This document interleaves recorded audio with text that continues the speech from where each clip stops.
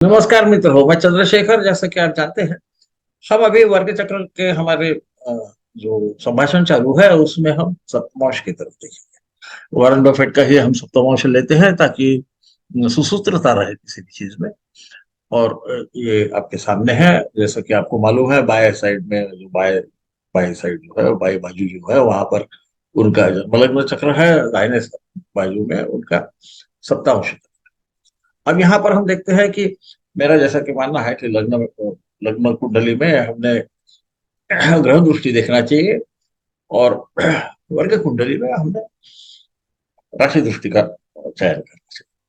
तो लग्न से भी हम समझ सकते हैं। देखिए, वॉरेन बफेट जी को आप देखेंगे पंचम भाव में राहु है, जो एक लड़का एक लड़की इस प्रकार से दे सकता है, तो शायद लड़का लड़की इस प्रकार से उनके पुत्रादि होंगे।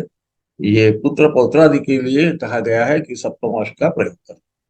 फिर दूसरा भाव जो है, यानी दूसरा पुत्र हम देखेंगे, वहां से तीसरा भाव जो कि सप्तम भाव होता है पंचम से, वहां पर गुरु खुद विद्यमान है ना। अब गुरु विद्यमान है तो गुरु क्या करते हैं, तो उनके साथ मंगल भी है, तो सहसा पुत्र की प्राप्ति होगी। पुत्री नहीं होगी, पुत्र होगा। वहां शनि भी देख रहे हैं, परंतु गुरु खुद के यानी लग्न को देखने की वजह से गुरु में काफी बल आ गया है। थोड़ी सी देर से होने वाला पुत्र होगा शायद। अब वो उनकी पत्नी को कितने देर से वो बच्चा हुआ उसका रिकॉर्ड तो है नहीं, तो इसलिए उस पर मैं ज्यादा टिप्पणी नहीं करूंगा। और तीसरे भाव में सूर्य बैठे हैं, खुद के घर में बैठे हैं, तो संभवतः हम देख रहे हैं कहाँ पर भी यहाँ पर इन भावों पे शनि की जो सप्तम पे दृष्टि छोड़ के कहीं कोई दृष्टि नहीं है ना। तो सूर्य राजा है, वो खुद के ही घर में बैठे। कई बार सूर्य जो है वो स्त्री संतति दिखाती है, परंतु वो खुद के भाव में बैठे से वो पुरुष संतति, इतना तो हमें समझता है। फिर यहाँ क्यों देखा सप्तांश में? जैसा कि मैं बोलता कि मैं हर वक्त नहीं देखता, मैं लग्न और नवमांश कुंडली से भविष्य कथन कर सकता हूँ। जब भाई कभी ऐसी मुझे कुछ आशंका आ गई, तो फिर मैं वर्ग कुंडली, बाकी वर्ग कुंडलियों को देखता हूँ। अब हम वर्ग कुंडली में देख रहे हैं क्या है यहाँ पे, इसका जो पंचम भाव है ना, उसको हम देखेंगे। गुरु है पुत्र कारक, उसको देखेंगे तो पंचम भाव में बुध स्थित होके उस पर केतु और गुरु जो है वो अपनी राशि दृष्टि डाल रहे हैं।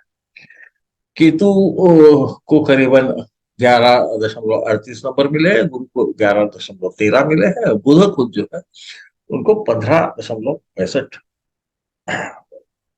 बिंदु मिले हैं। 20 बिंदु में से मेषों को तो बल मिलता है। यहाँ दशवर्ग हम इसलिए देखते हैं कि दशवर्ग में सप्तांश को 1.5 बिंदु प्राप्त होते हैं, जबकि सप्तवर्ग में, हालांकि वो सप्तवर्ग का हिस्सा है, सप्तवर्ग में एक एक मिलते हैं। तो जहां ज्यादा शक्ति है वहां हम समझ सकते हैं कि बाकी भी जो उसके साथ वर्ग चक्र आते हैं उनका भी प्रभाव होकर कोई थोड़ा बहुत।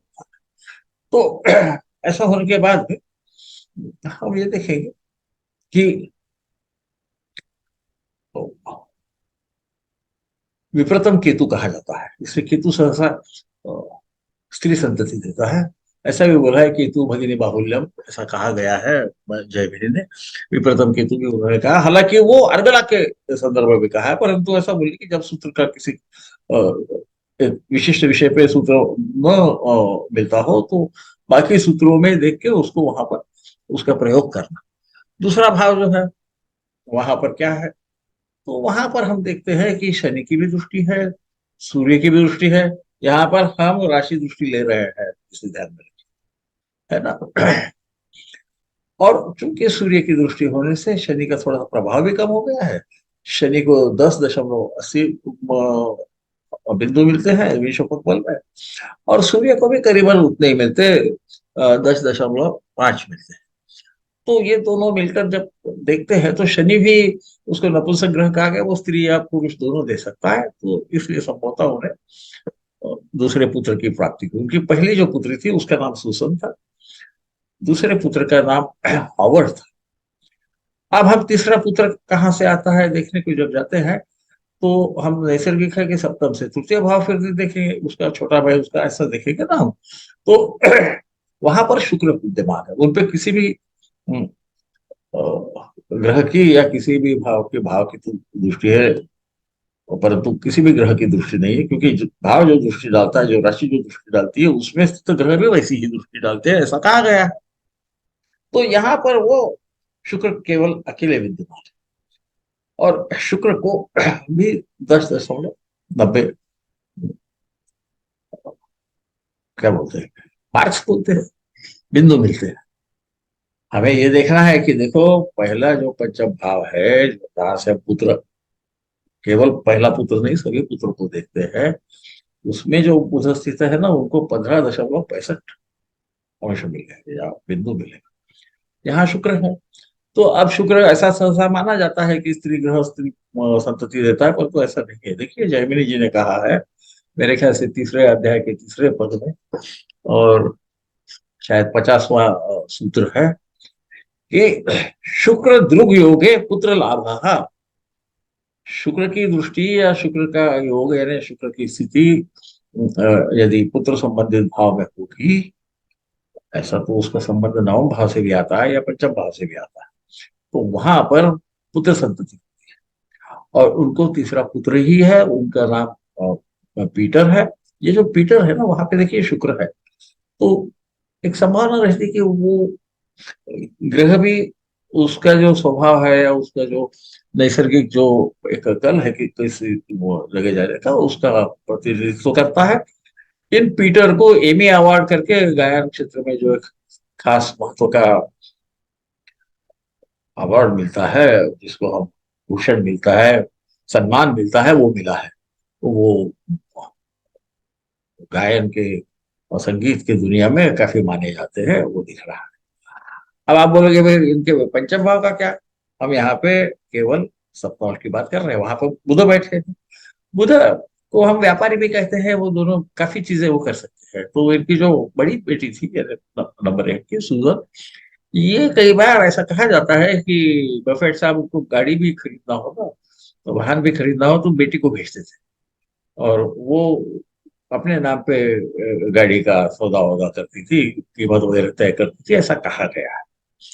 संभवतः है इसका अर्थ वो पुत्र या वो पुत्री उनको खरीद फरोख्त करने में कुछ सहायता दे सकते हैं।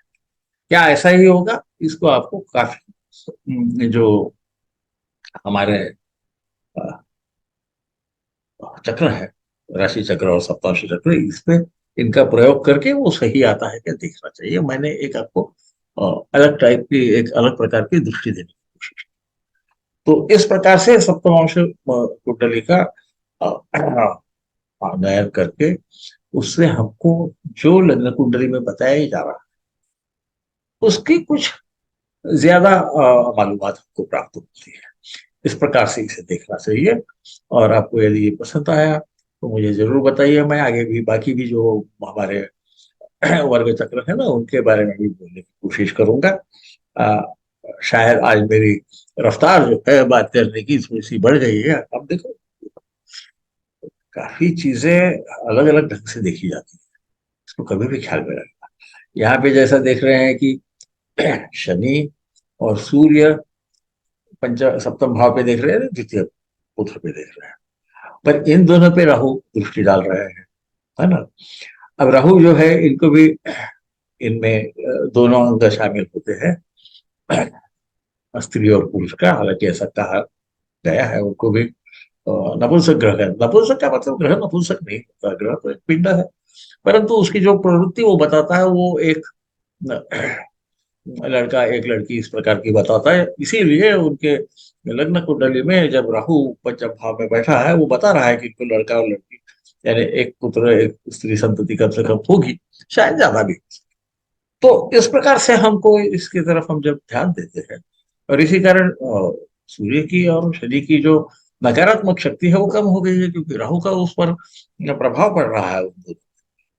इस प्रकार से इसको हम जब इसका विश्लेषण करें, तो इनके आपको कुछ ज्यादा छटाएं जो लग्न कुंडली बताती है, उसी की थोड़ी ज्यादा छटाएं आपको मिलती है। और ये मैं बार बार कहता हूँ, मैं कैसा उसका प्रयोग करता हूँ या नहीं करता हूँ, बिल्कुल सुस्पष्ट कर दिया है। वहां कोई भी संभव, मुझे लगता है कि संदेह होने की कोई जरूरत है ना। जैसा चंद्र और मंगल भी केतु और गुरु पे देखते हैं, तो मंगल की आदत शास्त्री संतति देने की रहती है। चंद्र की, चंद्र नहीं का पुत्र हा बोलते हो तो कई पुत्र दे जाता है। परंतु ऐसे केतु और गुरु अ, बुध पे यानी पंचम भाव पे उनकी दृष्टि डाल रहे हैं। ये छोटे छोटी चीजों को हम, और उसको यदि हम उसका गहराई में विश्लेषण करना चाहे तो हम कर सकते हैं कि सुसान जी क्या करती थी, क्या वो अलग अलग व्यवसाय करती थी आदि। परंतु ये विचार आपके समान विद्वानों ने करना चाहिए। मेरे उम्र में मैं ज्यादा विचार करना थोड़ा कम कर दिया है। करता तो हूँ पर कम कर दिया है। तो आप समझ सकते हैं मैं क्या बोल रहा हूँ कि तो गुरु जो है वो शनि पे भी देखते हैं, शनि भी उन पे देखता है। तो ये सब मिला के इसमें बुध, शनि, ये नपुंसक ग्रह है, ये ख्याल में रखना। राहु जो है ये भी स्त्री पुरुष बता सकता है, इसे ख्याल में रखना चाहिए और हम आगे चलना चाहिए। केतु जो है वो सहसा स्त्री संतति या स्त्री भगिनी ऐसा दर्शाता है। इसे ध्यान रखे, या तो फिर कुछ भी नहीं रहता। तो ये तो इसका विषय तो नहीं है, पर मुझे जो भी मालूम है मैं आप लोगों को बताने की कोशिश करता हूँ। जैसा मैंने समझा है शास्त्र को, अलग अलग लोग अलग